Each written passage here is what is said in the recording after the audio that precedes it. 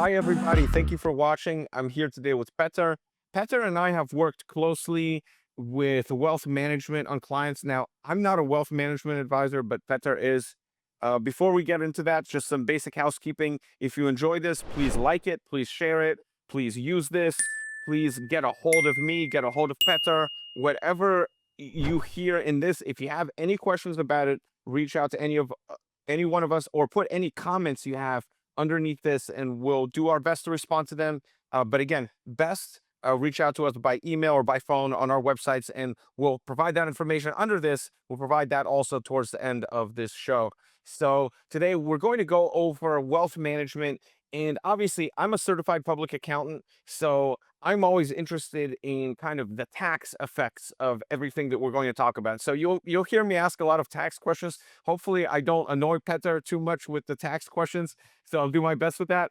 But one thing that I will point out is, anything on this show is not necessarily investment advice. Don't take this. If you lose all your money with anything on this show, we're not responsible. But all joking aside, we'll do our best to inform and provide as much intelligent information for you guys to make decisions here. So without any further ado, we'll get started. Petar, maybe you can provide a little bit of an introduction about yourself and your firm, and then we'll talk a little bit later about how we've worked together on some of our joint clients. Thank you, George, and thank you for having me today. So I'm Peter Arizanov. I'm part of the Eastern Private Client Group at Oppenheimer, which we're located at the Chrysler East office in New York City. We advise high net worth individuals. We work with multiple generation of families who need thoughtful consideration and careful planning to help them reach their financial goals. We also offer customized strategies and financial planning services, which includes designing, implementing, and management of these plans. Our clients receive a roadmap at the end of the day, tailored services, as well as the necessary tools to help achieve their specific goals. And I would say a major strength is our team's ability to collaborate with the clients and also with the client's professional advisors like you, George. So we want to work to create kind of a coordinated effort that's designed to help the clients to reach, the complex and comprehensive financial goals. And perhaps this is one of the reasons, or a few of the reasons, why we were recently named as one of the top teams in New York by Forbes magazine and Shook Research in 2025. I've been personally named also in 25 as one of the best state advisors, one of the top best in state wealth advisors in New York, as well as 2021. And in 2018, I was named amongst the top 500 next generation wealth advisors in the country, as well as in 2019 amongst the top 1,000 next generation wealth advisors.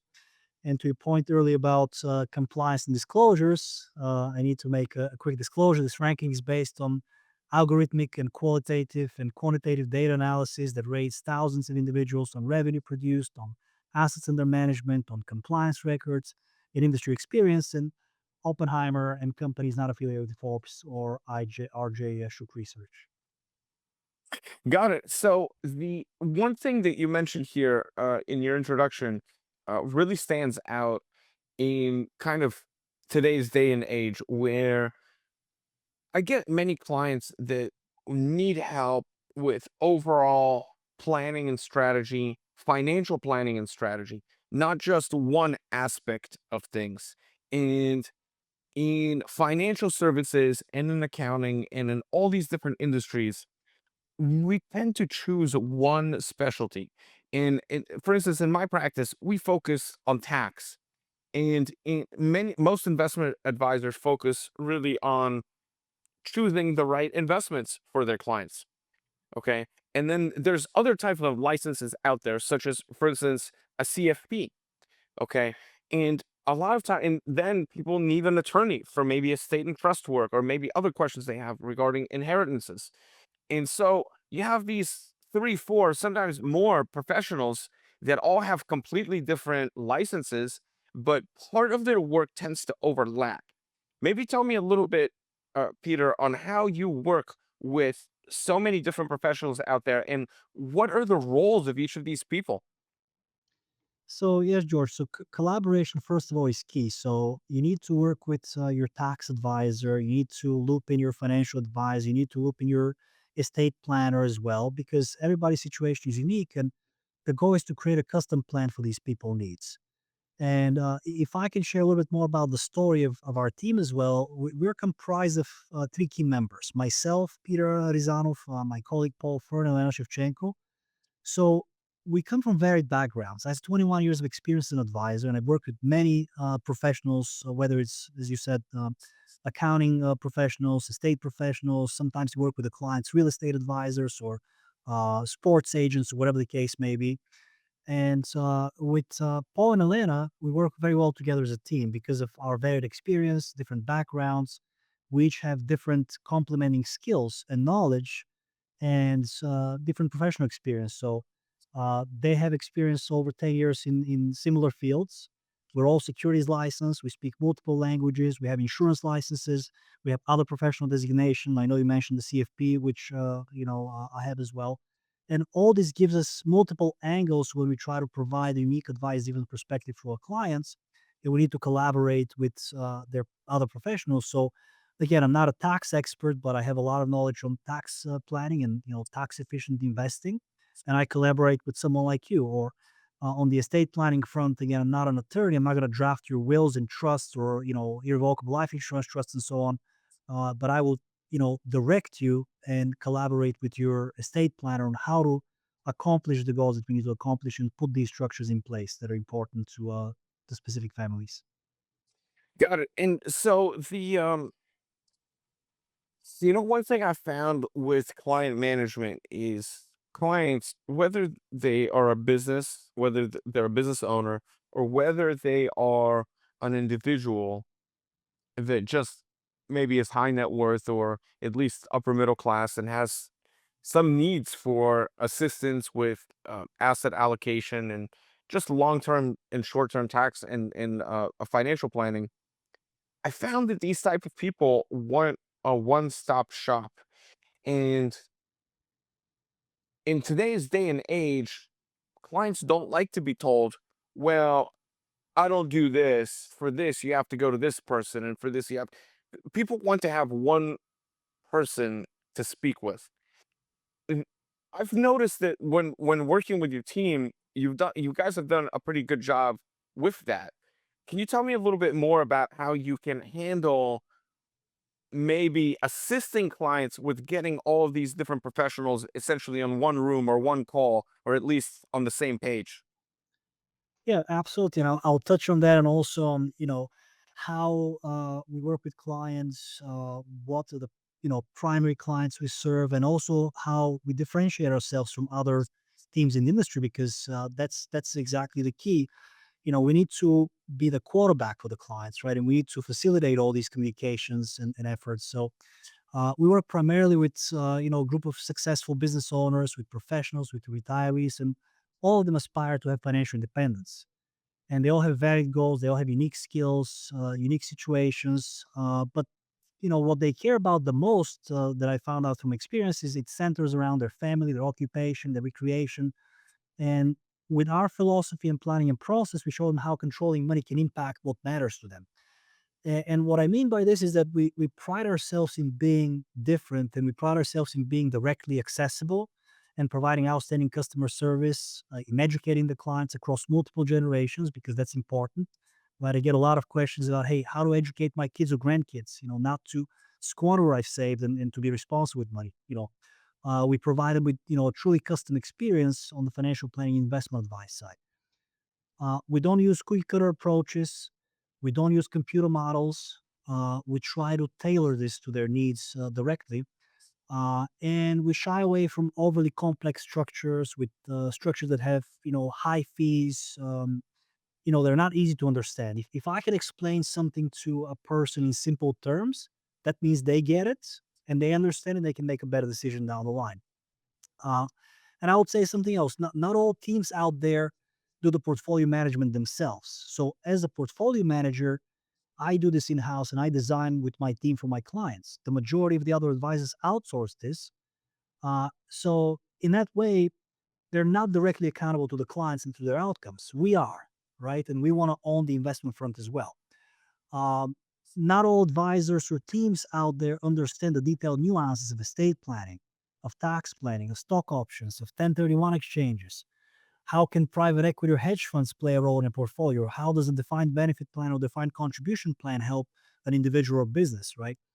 And most of them don't have direct access to analysts, to investment bankers, and a number of other strategists and resources out there. So at Oppenheimer, we have an investment banking team. So when a client needs to figure out, hey, how do I sell my business? How do I go public? We can communicate with them and facilitate that. Or if I need to pick up the phone and call an analyst on a certain companies, I can do that directly, which you cannot do at many other companies. Same thing goes for, access to our, chief market strategists and portfolio managers at other firms that come to my office frequently that I interview and I kind of formulate my opinion and thesis on the investment front as well. So um, the goal again is to work with each client to design and to recommend and to implement a customized investment strategy intended to help them specifically, and it's working towards achieving their specific goals, whether it's retirement, for liquidity, for investment implications, for tax strategies, for education, estate planning, philanthropic needs, and more. So I have a question here for the one thing that I've always found, and let me rearrange my light a little bit. The one thing that I've always found to be interesting is specifically on the business clients, the whole concept of defined benefit pension plans. This is something that is often brought up as a tax strategy, and I've spoken with advisors before that say we can get a deduction of 200,000 or even more. Can you tell me a little bit about how much of a deduction a defined benefit pension plan is and what kind of people is it good for? So they're not suitable for all people. Again, you have to be, past a certain age for this to make sense. Usually, past your late 40s, sometimes early 50s, maybe even later, depending on the income you make, right? Because this is a commitment. You have to commit for a certain amount of time to put a certain amount of money each year, which means that your business expect to produce at least a certain level of income to support that. So if you're speaking with a client, you say, "Hey, can you commit of putting 250,000 a year in this plan for the next 10 years? And here's the outcome we'll have as far as savings and as far as the future benefits." Not everyone can afford that, or not everyone is sure that they can commit to that plan. So we need to be careful when we do the analysis, right? So we do a census sheet. We figure out, what the client business is, how many employees they have, who else needs to be covered, who are the owners, what are the, payroll, what the payroll looks like, how many people are in the business, and how long they've been in the business, so on. So once we do the analysis, we can figure out, okay, what plan is suitable for that, company or individual. And it could be, as you mentioned, the defined benefit plan. It could be maybe a 401k with a profit sharing provision or a safe harbor match. It could be something as simple as a simple IRA. So it, Well, it all, let me ask you this, Peter. So just because we want to give, we want to provide a little bit of, maybe a very small kind of case study, or maybe a little bit of an idea as what the potential is here, because most of our clients are very educated. Okay. But then one thing you mentioned earlier is that if it's very complicated, sometimes the client or the taxpayer they just might not understand what the benefit is. So let's quantify that. Maybe bring up one of these, that maybe not the defined benefit pension plan, but maybe like the 401k. What is the maximum type of deduction, and what are some ways that we can get a big tax deduction for some of these clients? sure. So on the 401k side, again, if I recall the numbers correctly, this year you're allowed to put up to 23,500 as a personal deferral, and then another 7,500 as a match, not as a match, as a catch up if you're over the age of 50. There's also an additional amount. So if you're between the ages of 60 and 63, you can put 11,250 more instead of the 7,500. So the point is you're looking to put upwards of $30,000 pre-tax in a plan. Now, that saves you, again, it deducts $30,000 less out of your taxable income. But also, if you're doing a 401k plan, whether it's a solo plan, meaning for a single individual, single business owner, or for a larger corporation, you also have the ability to put a profit sharing on top. So with the profit sharing, you can, technically go towards 70,000 or higher as far as allowable contributions in such a plan. So this allows you to have significant savings on your tax bill and to save first and foremost for your retirement. And as we all know, the money in these plans grows tax deferred, meaning it's not taxed while it's earning. And down the line, once you get to a certain age when you retire or past currently age 73, you're forced by Uncle Sam to start taking the required minimum distributions. And you may be in a lower bracket at the time if you're not in the high earnings phase of your life anymore. So there could be additional savings down the line on the tax side. Peter, I don't want to go off topic, but you just reminded me about the required minimum distributions. I get panicked emails probably about once a month from somebody who's not even a client that just found us either on the internet or through a referral asking about RMDs, afraid that they missed their deadline of and are going to be penalized. Can you tell me a little bit about that? I mean, and I don't want to put you on the spot if you don't have, right in front of you the exact age and the exact dollar amount that you need to take out and the exact penalty amount and all these different things. But this is something that people are very interested in. And I get so many questions about this. Can we talk a little bit about that? Sure. Sure. So technically, I'll say two main points. Point one is people bombarded with information and they don't pay attention and they ignore it, right? So that's why you're getting these calls. Point two is companies like Oppenheimer are obliged to send you a notice, which we do at the beginning of the year because your R&D is calculated based on the prior year's ending balance. So then we say, okay, you have $1 million in your IRA, for example, and based on your age and actuarial table, you got to take 4% out, which is $40,000 is what you must take this year. Otherwise, you're facing penalties, et cetera, which I'm sure you can advise them on these amounts. So we send these letters, and then we also send another letter come November if you haven't done it, right? So we notify you twice, but that's not enough, and most companies just do that.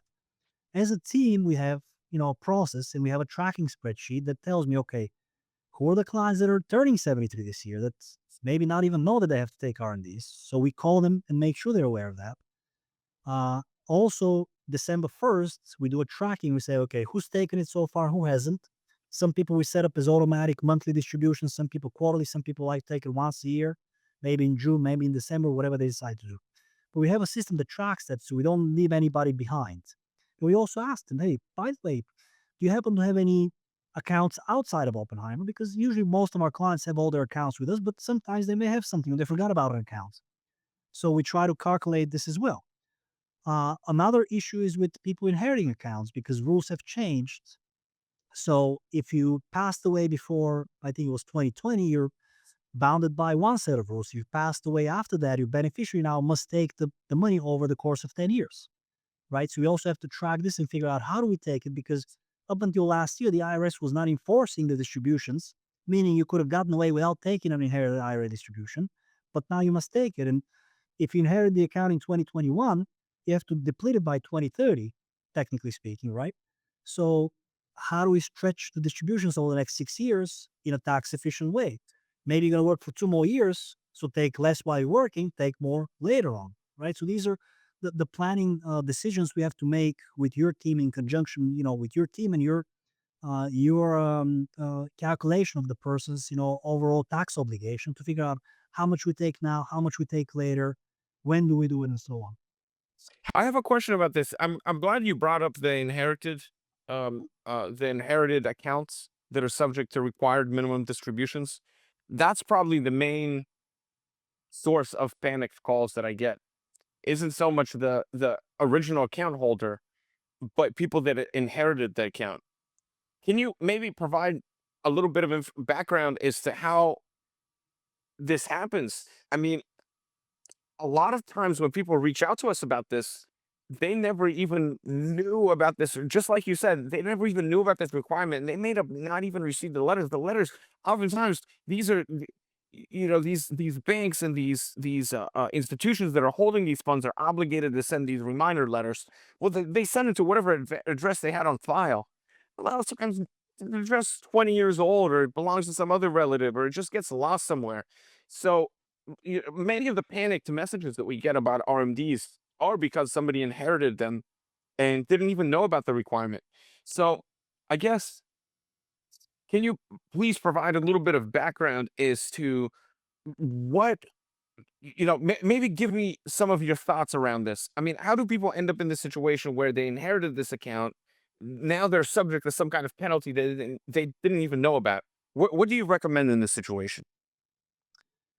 Yeah, I mean, first and foremost, when a relative passes away, it's good to advise their accountant and their financial professional, their estate planner, figure out what documents need to be filed with which companies, right? And track first of all the different accounts, different companies, life insurance policies, whatever the case is, and create a plan, right? And you're normally going to have an executor who handles all this, but sometimes you don't, or it's not clear, who needs to handle these things. So when things happen, it's important to have a good relationship with your tax accountant, with your advisor, and to be proactive and to share these things, right? Because we can only do so much, but we cannot read people's minds. We cannot know what's going on, overall. So communication is key. And you know, I would say, being prepared and ready, right, and making sure that you have that communication channel open to discuss all these things. And speaking about trust and relationships, right? I mean, our goal is to get to know people genuinely well because we care about them. We care about our clients, about their families, about their needs, and we try to build this long-term relationship and trust.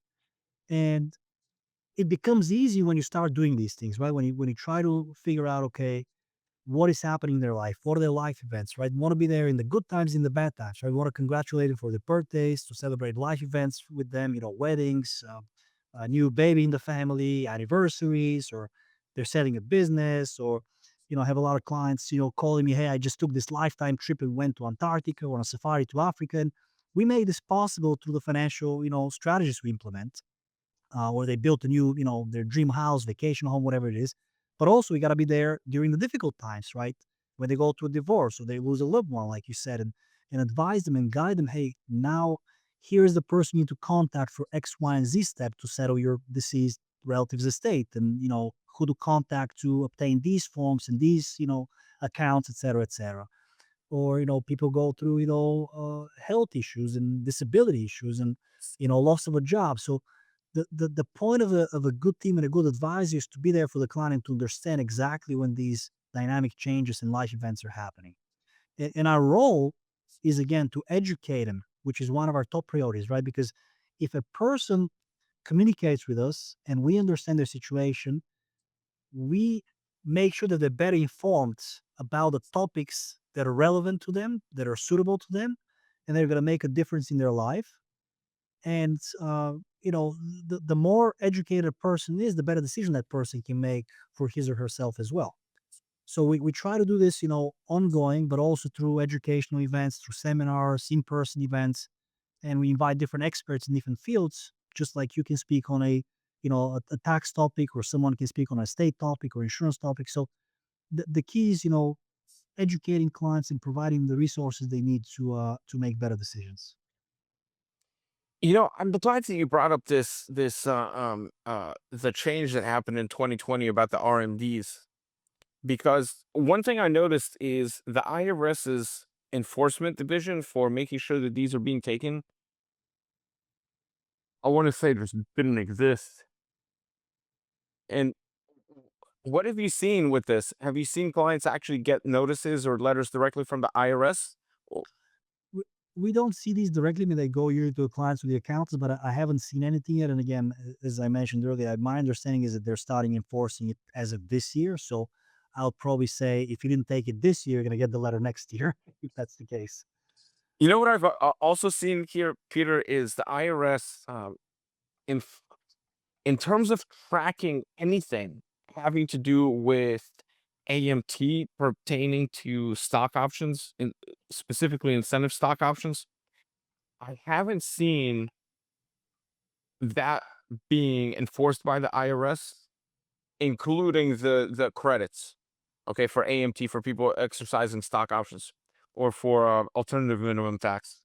And I found that there are some kind of, I wouldn't say gray areas on the people's tax returns, but there are some areas in tax compliance that the IRS just either doesn't have the resources, the knowledge, or the technology, or the time, or the willingness to ever enforce. And there's a few of them that I've seen. One of them is the RMD, but the other one has been with incentive stock options.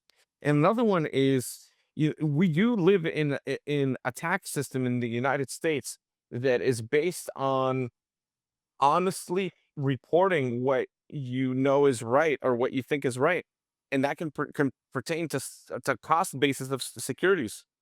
I've seen that in some 8940, pardon me, in some 1099-Bs, when you get the investment statement from for a client, sometimes the stock basis is missing. Either they're inherited stocks or ones that were given by an employer, and you fill it out yourself, and the IRS just kind of uses an honor system with that.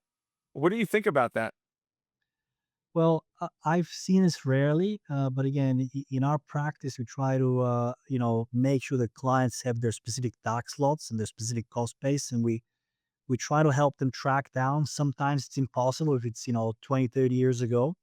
But we try to be mindful also when we sell, because if I have a client with multiple tax lots, I'm going to sell the ones that have a cost basis on first and foremost, and then speak with the accountant to strategize what do we do with the rest if we really need to sell this, and how do we report this, and do we agree on just like you said, on something that makes sense, but may not be exact. And again, accounting should be an exact science, but it's not, right? So in our job, I think my priority as a portfolio manager from a tax standpoint is to help clients keep more of what they earn, right? And this is the priority, which is centered on minimizing taxing and optimizing the tax efficiency of the portfolio. So we're very careful with portfolio positioning. And the last thing we want is for you and your client to get a tax surprise, right? And get a 1099 that says, "Oh, I wasn't expecting this. What happened here?" Right?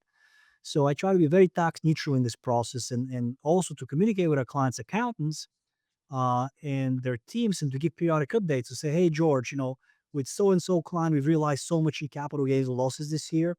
We have so much in expected taxable income or tax exempt income, qualified dividends. And we ask you and the client, if there's any other material events we should know." And you may say, "Hey, you know what? The clients just sold a business or real estate, or they realize a loss somewhere else, or they're selling stock or options, etc." So we advise them on these sales as best as we can. I have a lot of clients that work at public companies and have stock options, and whether it's Apple, Spotify, Google, you name it, Pfizer. So we help them also with choosing, first of all, the awards when they get awarded, how to accept them, what to take if they have a choice. And second, when things have vested and they have a time window when they can exercise, when to do that, and what's the analysis behind it, how to make this decision on how to exercise depending on the year, the tax situation, and so forth, the company's performance, price of the stock, and so forth. And to your point earlier, we look at specific tax lots of positions when we need to sell, and we carefully consider the actual, asset allocation in the account, but also the asset location. Meaning, I'm not going to put a highly taxable asset that's not, tax friendly in a taxable account. I'd rather put in a qualified account. So, we try to figure out the big picture, and sometimes where it's suitable, we also use direct indexing as well. I like that. And I also like one thing that you mentioned, and this is a major pain point for clients that have a very exact personality. Some clients, sometimes it's a matter of personality, sometimes it's just even their career path and what they're used to doing. We have clients that are engineers or attorneys, or maybe they're a CFA, okay, themselves, and they want they want everything to be perfect. And there are situations where, I'll give you you gave the example. It might be an inherited account where the basis was from 20, 30 years ago, or it might have been the basis information might be from some company stock that doesn't even exist anymore, that's been merged or has spun off. We had a client, I think there was some transaction that happened 10, 12 years ago with Time Warner. They bought and sold a couple different companies, and basically whatever stock that was that led up to this future sale doesn't even exist anymore. And so you have to do a little bit of research. And I really like what you said, that you want the number to be perfect, but sometimes you have to do your research and give the IRS your best guess. The IRS actually allows that. Maybe give us a little bit of insight on situations where you've had a client that's been worried about this sort of thing, and you have to kind of work with what you have. Do you have any examples like that, or any kind of background on some certain type of situations like this? We've done that for clients, and sometimes we work with our team downtown who is able to track some of these cost bases or get them resources they need ultimately. But I'll tell you also one other thing. If you have a situation where you can't figure out the cost basis and the client is charitably inclined, just donate it, give it away, give it to a donor advised fund or to your private foundation or whatever organization you care about, and they can deal with this issue down the line. I think that's a very elegant way to avoid the hassle and to avoid any potential capital gains. So that's I've had clients who've donated such positions without cost basis, and that's a good solution for them. And I'll give you other examples on kind of tax planning and how we coordinated tax planning to achieve other outcomes. I'll give you, I don't know, I can think of maybe 3, 4 examples. For people who are retiring, right, just like we talked earlier, the key is to communicate with you and your team and their accountants and figure out how to keep the tax piece as low as possible when they retire, right? And where to take money out of, whether it's from the qualified account, the non-qualified account, depending on age, depending on income, and how to optimize the cash flow, right? And the same concept, as I said earlier, applies to the inherited accounts. Because the idea is, what do we keep at the end of the day net of taxes, right? And the goal is to keep as much as possible. Another, example I can give you is if we had a client last year who sold an investment property and they needed some liquidity, but they wanted to still maintain some exposure to real estate. So we work with them and their accountant to advise them on a potential on a partial 1031 exchange, and we provided the high quality investment strategy, meaning the vehicle they would go into ultimately. But before that, we introduced them to a qualified intermediary. We explained the process to them, obviously, and once the whole transaction was done, they were able to save over $220,000 in that example because they put 1 million out of the sale into that 1031. So they achieve the tax efficiency. They also increase their cash flow from the new investment relative to what their old investment was paying, and they have no hassles. They don't have to clean the toilets and replace the fridges and paint the walls anymore. Do you since you brought up the 1031 exchange, we see this a lot. And we have a lot of clients that are in real estate. I personally own some rental investment properties myself, and it's something that is very common. Have you seen clients, and is this something that you work with? I'm sure you've seen it before at Oppenheimer, but is this something that you've worked with where somebody wants to use, and this just got expanded with the new tax code, the qualified opportunity zones. Do you have any thoughts on that? And if you don't, I don't want to put you on the spot, so you can I tell me. do actually.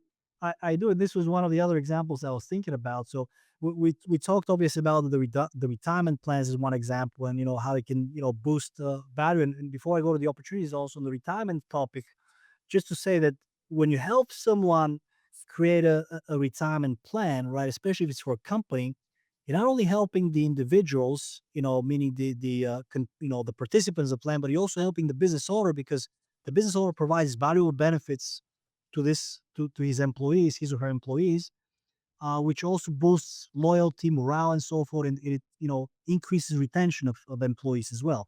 So this is just a side note. But as far as the opportunity zones, yes, you're right, and we've talked about this in the past years ago when version one of the opportunity zone was out there.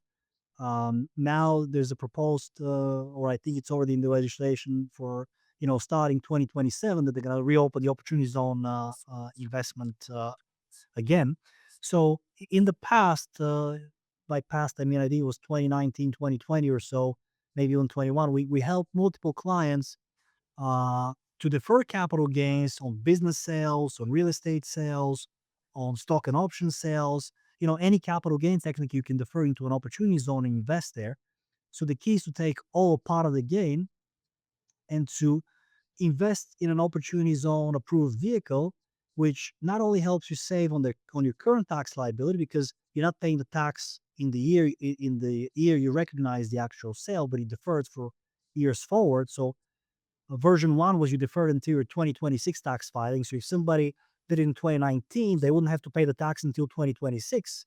which is a nice period to, not worry about this gain. And also, in the old legislation, there was anywhere between a 10 and a 15% discount on the tax if you did this in the opportunity zone. So you had kind of a triple saving whammy. One was the deferral of the gain. The second one was actually saving on the actual tax bill between 10 and 15%, depending on the year you did it. And the third thing is that if you hold that opportunity zone investment for more than 10 years, the whole growth becomes tax free. So somebody who put money in 2019, right? I mean, we're already halfway there, if not more. By 2029, if they don't cash out the investments, any growth is tax free, and also you're getting cash flow from the investment as well, through the investing activities and so forth. So opportunity zones, I think, are going to be a great vehicle again in the future to take advantage for clients who have a big situation with a big gain that they're looking to realize, and be able to defer to invest in real estate and have potentially generation wealth building without any tax consequences. And one thing I have to add as well is, again, we've seen this a lot. People should alert their advisors, their accountants, of any pending business sales. Don't call us after it's done, because usually we cannot help you after it's done. And as it relates to the opportunity zone, the time window before was 6 months. So if I sold something on January 1st, I have until June 30th to take advantage of the opportunity zone. I cannot do it later in the year. So it's very important for clients to communicate with us and to say, hey, I'm thinking of selling a business. What can I plan to do this? What kind of planning can I implement for estate planning purposes, tax planning purposes, once I sell the business, before I sell the business, and so forth. So that's, again, my advice. And this also applies to capital gains that might have come from other things, right? I mean, Correct. let's say somebody's selling stock that's massively appreciated. They can use this qualified opportunity zone method to essentially, if they held the investment long enough, essentially eliminate the tax, right? Yeah, So absolutely. I guess on that topic, this whole concept of qualified opportunity zones is very nebulous, and many people talk about it, and I see so much information about it on the internet. And this is, kind of standard advice that we provide as an accountant. But maybe let's provide something very tangible for these people. I mean, the a qualified opportunity zone investment is basically the government's way to get people to invest in certain communities that the government has designated need to be invested in. But what does that look like? Should the client invest in a fund that has this qualification? What does that look like, and are the benefits the same?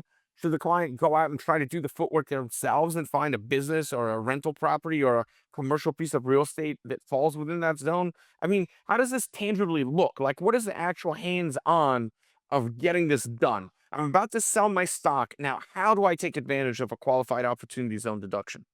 Sure. I've gotten these questions before, and particularly from clients who are saying, hey, can I do this on my own? And I usually tell them, listen, nothing prevents you from doing this on your own, but unless you're a professional real estate investor and know the rules very well, you may not do it so well as you're thinking, right? Let's put it mildly. So the way we do it is we work with highly respected companies that structure these investments for us, and we provide a vehicle for the clients, pooled vehicle with multiple properties and so forth. So I'll give an example. The first fund we did on the opportunity zone, and we did a few. Uh, we invested in multiple properties across the United States, and I think the fund was anywhere from, I think, 300 somewhat $1 million fund we pulled for opportunity zone investments on the first round. So we had properties in the port of Savannah, we had properties in the Bay Area, we had properties in DC, mixed use, residential, warehouses, you name it, right? So clients who invested their gains in this opportunity zone fund are diversified across, I think, a dozen properties, which again, this was done 2019, 2020. It takes a while for these properties to get built up, right? Because it is developing of these opportunity zones. And after a certain point of time, these properties are stabilized, meaning you're getting rental income, et cetera, and you're getting dividends back. So that's, I think, the way, I would do it. And Peter, does the 10-year tax break? Because what you explained is the way I always remember it, is that if you hold on to this investment for 10 years, then any gains later are basically tax free. How does that work if it's a pooled fund? No, I mean, where there's different time periods of properties in there. the clock starts, to my knowledge, is as soon as the fund is closed, right? Because you're starting to build these projects. So if a fund is closed on December 31st of 2020, then technically you got to hold the investments until January 1st of 2031, right? To have 10 years and 1 day extra. Mhm. And again, from that standpoint, if I deferred $1 million of a capital gain, and at $1 million, let's say, my return was 7%, right? To make it easy, the rule of 72, in 10 years, my money is going to double. So I started with a million, now I have 2 million, right? I'm not paying any gain on that extra million as long as I held it for that 10-year time frame. While in the meantime, I'm also getting dividends, technically interest payments from the rents and other cash flow from the property. And sometimes you get cash flow from refinancing, because you have to start at a certain level of loan to value, then you can refinance, and maybe rates drop, so you get another opportunity to refinance and so forth. So people actually can get a good amount of their principal back in these 10 years while waiting for the 10-year time horizon to expire and also receiving dividends. And the other thing on 1031 exchanges, which is, again, similar in terms of real estate, but different in terms of, structure. Again, with 1031 exchanges, we also work with one of the largest firms in the United States, which provides a portfolio of very high level, high quality, diversified properties, I believe across 45, 46 states. And you're part of a pool of investments of top quality buildings that, normally you can't get on your own or through other partnerships in general. Does that mean that if somebody is executing a 1031 exchange and they need to meet that window, I believe it was 180-day or 90-day or some impossible to meet window, if you're looking for a good property, does that mean that that they can invest in the fund and thus be able to take advantage of the 1031 exchange's tax benefits? Correct. So the rule is that you have to identify a property 45 days after you sell, right? So let's say I sell today. Within 45 days, I have to tell my qualified intermediary who's holding my money after the sale, right? Because you actually have to have a qualified intermediary before you sell. So the qualified intermediary gets the money. You cannot take the check yourself. So within this 45-day window, I have to identify properties. And there's many examples that I can give you. Sometimes, people say, hey, you know what? I'm looking to buy this, but I don't know if I'm going to close in time or not. Let me identify what we're offering as a backup plan. Or sometimes, as I mentioned earlier, they're saying, hey, we're done managing the real estate. We want to, just uh, still be invested, but not have all the hassles. So the key is to identify a property within 45 days. We have sometimes clients that own, 7, 8 properties, and they say, you know what, it's too much for us to manage. I want to trim 2 or 3 properties. The other five I'll still manage, but out of those 2, 3, maybe I'll take some cash out. Maybe I'll do a partial exchange with some of them and still be invested in real estate, but not actively involved. Also, one thing I have to mention: these opportunities are for typically for qualified purchasers, so not accredited investors, right? Which is accredited investor is $1 million net worth and 200,000 or 300,000, whether it's single or joint filer. Qualified purchaser means that you have to have 5 million plus in investable assets to take advantage of this. And there's different between the two programs. I think there's different minimums and so forth, but I think they're starting around 500,000 to be able to take advantage of this. Got it, got it. So if somebody doesn't have that amount of liquid available investable assets, they might not be able to take advantage of putting the money into a pooled fund in order to take advantage of the 1031 exchange, the tax deferral. Correct. Which again is a proponent of giving everybody equal access and equal opportunities as far as investments. Mhm. Not a particular fan of this restriction, but I know why it's out there. I see, I see, I see. And can somebody say that their real estate is an investable asset and can contribute to that $5 million mark, or it's considered illiquid for purposes of this word, metric? For qualified person, you have to have $5 million liquid investable portfolio. Got it, got it. Now for the now back to the qualified opportunity zone for the clients that are considering being involved in this, okay, and are putting their money and are about to do this. You mentioned that there's three ways that they save on tax. One of them is that they don't have to pay the capital gains taxes now. The other way is that if they hold on to it for at least 10 years, then the tax, any capital gains on that part goes away. What was the third one? So the third one, and again, this was it kind of phased out. So I believe, and again, you can correct me on the years, but I believe in 2018 or 2019, you had a 15% um, reduction on the tax basis. So if my gain was $1 million, technically in 2026, I have to pay tax only on $850,000, right? Because I get that 15% deduction on the gain.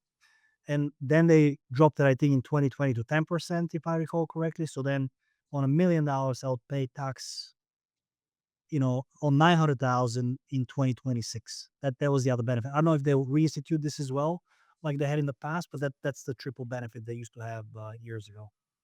I remember that. But in a way, if you held on to the for the 10 years, then in a sense you kind of Well, no, took the whole benefit, right? the 10 year is technically exactly the gain on the actual investment, but the tax Mhm. piece, you still have to pay the tax eventually. The key is, am I paying tax, on, you know, the in a sense, you're deferring the tax, right? So you still have to pay the tax on that gain, but you're paying it later and at a reduced rate, meaning you get a discount on the total amount. Whereas the actual investment that you deferred, right, that $1 million we gave in the example, that is still going to grow tax free after 10 years, right? But if I deferred $1 million in 2020, I still have to pay the tax on the million in 2026, but with a 10% discount, meaning I'm paying only on the 900,000. So you're pushing the gain payments over the next 5 6 years in the example I gave you. You're paying tax on less of the gain, and at the same time, investment grows tax free in the future after 10 years. Got it. One thing that you mentioned earlier in our conversation had to do with charitable remainder trusts. And there are a few different types of structures like this out there. Can you tell me a little bit about what you recommend with these and what your experience has been just overall? Sure. I mean, on the philanthropy front, we help clients with kind of advising them on the charitable giving strategies they need to do, and it could be as simple as, hey, take advantage of your annual gifting exclusion, or take advantage of your lifetime exclusion, or if you're charity inclined, maybe give to a donor advised fund, right? Or depending on the level of assets, and if you want to deal with all the administration and so forth, maybe take advantage of setting up your private foundation, right? And we work with several partners, at our company and outside to help facilitate this and to set up private foundations to help clients with the administration work, with the filing work that's required, and so forth. Some of this is done by their accountants, and some of this can be done outside. It all depends on the client's preference and whether their accountants are looking to help with that or not. And I would say, unless you're having a significant amount that you want to put aside, and by significant I mean, probably 5 million or more, private foundation is probably not for you, right? Got it. Anything below that, you can probably do better with a donor advised fund. Got it. Can you tell me a little bit Again, more from an about the estate donor? planning standpoint, Right, you're right. Can you tell yes, me a little bit the more donor about that? advised funds. Yeah, the donor advised fund. Yeah, it's something that many clients ask about on a regular basis. Sure. I mean, in the donor advice fund, I'll give you an example. And then again, a lot of companies have this, Fidelity or Vanguard, and other companies have these donor advice funds, and you can, go through that strategy as well. The point there is this: let's say you have a big year, right? You sold a business, or you have a big bonus, or whatever the case may be, right? A big earnings year, and you're charitably inclined. And let's say you give, 20,000 to charity each year, but all of a sudden you're having, an extra $2 million of income, and you're saying, you know what, I'm giving 20,000 to charity a year. Maybe I should give 200,000 this year. Technically, I'm pre-funding it for the next 10 years in that donor advice fund, and the money can grow there as well. So you're pre-funding the donor advice fund, and instead of paying tax on the 2 million this year, you're gonna pay tax. You're gonna have the charitable deduction of 200,000 against your income. So what you're achieving is you're pre-funding the fund, uh, in a big earnings year. and you're also giving that money the ability to grow down the line, and you can still give 20,000 to your charities over these 10 years directly to a donor advised fund instead of giving them personally, in a sense, instead of writing a check or doing it online. So it's a good vehicle to help people that want to make an impact, charitably inclined, but also want to save on taxes in a huge earnings year they may have. I see. I see. Now, in a sense, though, all of these structures that we just talked about, the donor advised fund or the CRT, these are specifically for people that are inclined to give to charity, right? There's no way to pull one of these off where it's completely selfish and it's only to save taxes, right? All of these really do have the ultimate goal in mind of giving money to a specific cause or charity. Is that right?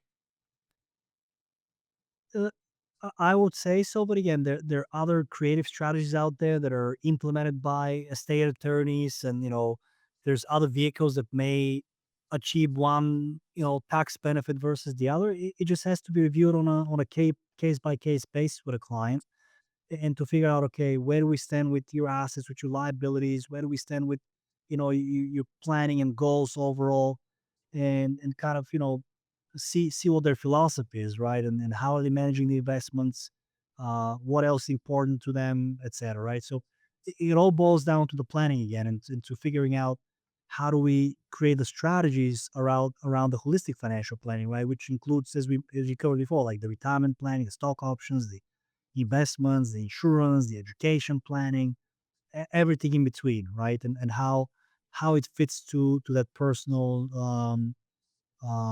strategy for the clients. And the key, again, is to collaborate with professionals, just like you at Dimov Tax, to figure out, okay, how do we identify these situations together, and how we can bring value to the clients by integrating the advanced tax planning strategies, the tax saving strategies that we can work on together, and achieve this through the financial planning process. And the key is to conduct calls together, right? So we better understand these issues at hand, to analyze them, to discuss kind of the coordinated solutions and what is the most suitable approach for each situation.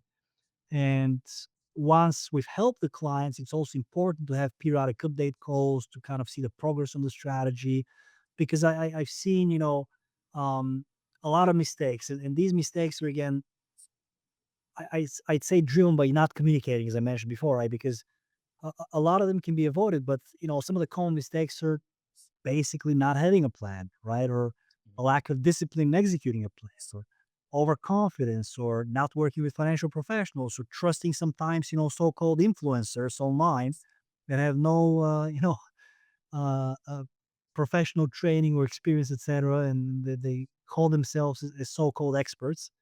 So at the end of the day, we are here to help our clients with structure, with education, and with setting proper expectations, because by working with us, they can avoid many, many costly mistakes that can impact their future going forward.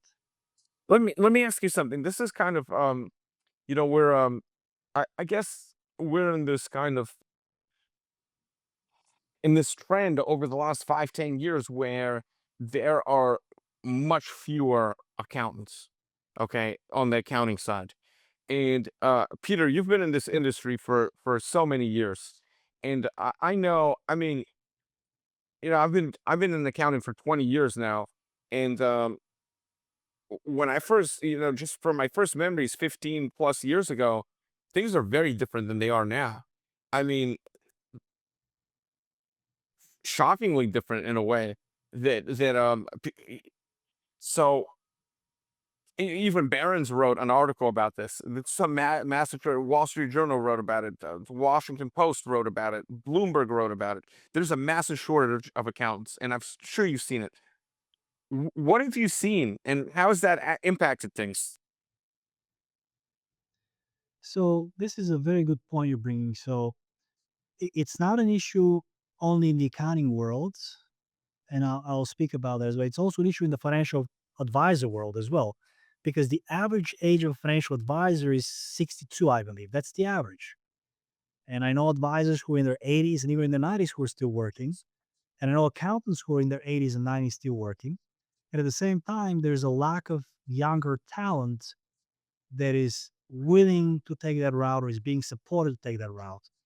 So what I hear a lot from clients are, hey, my advisor's retiring. I got your name from, my accountant, or I'm looking for a new accountant because my accountant is retiring. And ultimately boils down to, having continuity in the family planning. Because if I'm working with three generations, right, the grandfather, the daughter and the son and their spouses and their grandkids and so forth, right? They want to make sure that if I work with this client for the last 15, 20 years, that I'll be there for the next 15, 20, 30 years, hopefully as well. And same thing goes to the accountant. So they're looking for younger teams that can provide this continuity, that can provide this advice, and that can be there to grow with the family. I mean, I've had clients, as I told you, for 20 years plus now, and some of their kids were 2, 3 years old when they were born. Or when I started working with them, or they were born afterwards. Now they're 20, 25. They're starting to get married, getting first jobs. You got to educate them, on how not to spend mom and dad's money or your grandfather's, generation skipping trust, right? And all that stuff. So it's very important to work with a team that's going to be there for you for the long run. And that's why I think I can speak for both of us. Being on the younger side of the average, I think it's key for clients to consider that in their choice of advisor. And I get this question a little, like, how do you pick an advisor? Like, what do you have to look for? Like, what makes the decision around this? So I would say, first of all, don't be shy to reach out to people, right? Don't be shy to say, hey, let me interview these two, three people, two, three advisory teams, two, three accounting teams, and do your due diligence, right? And try to work with people and a team that you actually like and feel comfortable with. Look for advisors that clearly make an effort to get to know you, to understand your situation needs, who put your interests first, right? That's the most important thing. Make sure that they have your best interest first. And also make sure they're the licensed professionals, right? That have good credentials and clean records, right? You don't want to work with Bernie Madoff, for example. Well, I've noticed with advisors that there still are many advisors out there. It's just how many of them are truly committed and how many are truly good and how many have product knowledge. One thing, and this is kind of not kind of any kind of a promotional type of thing. I mean, this is really an educational kind of a thing that we're taping, and it's mostly to provide some value. But I can say that I'm always impressed with every time that I speak with Peter, how much I learn and how much he knows in things that fall outside of the scope of what does. I mean, many years ago, I had my own. It was so many years. I had the all the investment advisory licenses, and I mean, how many things Peter knows that fall outside of picking stocks, right? Just to call it what many years ago it was, right? Somebody that was an advisor really was a stockbroker. They were picking stocks and they were making commission on trades, and that was so many years ago. And each time that I speak with Peter, I'm always amazed at how much he knows outside of picking stocks. Um, and I think that that's one thing that's been a big change in investment advisory is client expectations are more than what's the next hot stock pick. It's how are you going to help me plan out my life? My family planning. I'm getting married, or I have a child, or my parents are aging, or all these different concerns that people have. And now you're kind of more involved in their whole life, like you mentioned earlier. So it's really different than how it was maybe I'd say 20 years ago when I had a brief exposure to that industry. Exactly. No, and as you put, I mean, we and as I mentioned earlier, we need to know people well and build that bond and build that relationship. And you know, there's a reason why you get invited to somebody's wedding, right? Who's a client of yours, or when you go to their child's birthday, whatever the case may be, right? And the point is, in the once you've done all the legwork to figure out, what's the right strategy for them, right? I mean, there's multiple steps before that of getting to know them, figuring out where they stand, who they are, financial data, etc. Also, personal, psychological data, right? Because There's obviously market volatility. Sometimes people get nervous. They watch the news, they freak out. You need to remind them, listen, we have a plan. Here's what the plan is. Here's how the plan works. Let's review if something major has changed with your situation. But otherwise, if it hasn't, noise is just noise. Try to, ignore it as best as you can and not to make emotional decisions about investment because usually that's when you make the biggest mistakes. And once we do all this planning, right? So all the different steps and process we follow, then the investment part actually comes towards the end. And it becomes the easiest part, technically speaking, for me at least, because I've gotten to know the people well. And I know exactly what the solution is that we need to discuss and give them the options. Say, hey, if you took that route, here's the possible outcome. That route gives you another outcome, and so forth.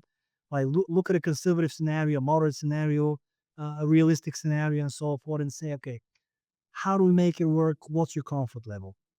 So we have obviously, an investment philosophy and strategy at our team, which is centered around achieving, the goals through a disciplined and thoughtful approach, as I just expressed. And by understanding all these unique objectives and time horizons and risk tolerance, and allowing us to, align this with their expectations, as you said. So the core strategy on the investment front is to deploy an asset allocation mix of traditional investments which are sourced from across the globe, like the global landscape, but also alternative investments for qualified investors, whoever it's suitable for. So we focus both on the short term and the long term trends. We try to, achieve a dynamic portfolio, which sometimes we need to tweak, sometimes we don't have to touch. And we follow a meticulous process on the investment side, which involves research and due diligence. And as I mentioned earlier, meeting and talking to external partners and managers and strategies and so forth, and we kind of deploy the fundamental piece, the technical piece. We monitor the markets and we try to evaluate the risk and make informed decisions on how to adjust the portfolios. And again, depending on the client needs, we got to figure out, okay, how do we tweak the accounts, right? Because some account can be funded just with cash, some account can be funded with securities. It could be a qualified account, it could be a non-qualified account. So we got to figure out where all the pieces have to go in place. And in our analysis, we look at, the current positions, we look at overlap, we look at, what's missing. Are there any concentrated positions? What are tax loss and implications? And many more things behind the scenes while doing all this risk assessment to make sure that the final outcome aligns with their goals and, what the plan is supposed to do. And we use individual bonds, we use individual stocks, options, ETFs, we use alternatives, as we mentioned earlier. And, from a risk management standpoint, right, the key is to balance risk and growth. So, especially in uncertain markets, we look for, again, we look at the investment's time horizon, make sure the expectations are around the timeline of the liquidity needs, and nothing has drastically changed, just like I mentioned earlier. So, we try to assess the market conditions and we try to reposition some of the holdings if it's needed. But in almost all cases, we already have built in the portfolios, we've already built, hedges. And I have a question yeah, for let's say that I mean, I'll speak for myself, but I know that a lot of people are very similar to me, where they say to themselves, okay, there's this traditional 80-20 rule that if you're a younger investor versus an older one, that you put, X amount of your money and majority in a basket of growth stocks, which is equities, and then the other part in some bonds and a smaller part. And the older you get, you kind of tweak that to be more on the bond side and few less on the stock side. And there's been kind of a psychology that, hey, why don't I just get an S&P 500 ETF because it saves me the trouble of picking stocks. And I guess my question for you, Peter, is, I mean, don't you think it's a lot of work and stressful to pick individual stocks for your clients? And how do you keep track of all that? I mean, it's difficult to kind of, you really have to analyze each stock on their own merit, whether you're doing a technical analysis or whether you're doing this value-based approach on the stock. I mean, it sounds like a lot of work. it is a lot of work, and we have a list of certain companies that we prefer. We have a list of certain bonds that we prefer, ETFs, and so forth. So it's all built, tailored to the clients. Because as I said, somebody may come with a concentrated position in Apple or in Spotify or something else, and how do we build around it, right? And we have to follow these key companies as well. Anyway, to your point earlier, it's not that difficult because again, it comes with knowledge, with experience, it comes with your team and everybody contributing to the to the process. But to your point about the 80/20 and getting more conservative with age, that's not necessarily true. And I'll tell you why. And a lot is out there that promotes this. And again, it boils down to the computer models. It boils down to, the big companies and how they scale their businesses by putting everybody in a bucket with $100,000 people, and you're just part of the bucket, and that's it. And they don't really care about you individually. So I have clients who are in their 80s and they have 85% in equity. Why is that? Very simple, because they have enough cash flow to maintain their lifestyle, right? So my definition of someone who's retired is you have enough cash flow that you don't have to work to maintain your lifestyle. If you want to work, work. That's fine. I have clients in their 80s, 70s that they work, but they have plenty of money to retire if they wanted to, right? And I have clients as soon as they hit 50 or 55 and they have enough, they're like, I don't want to work anymore.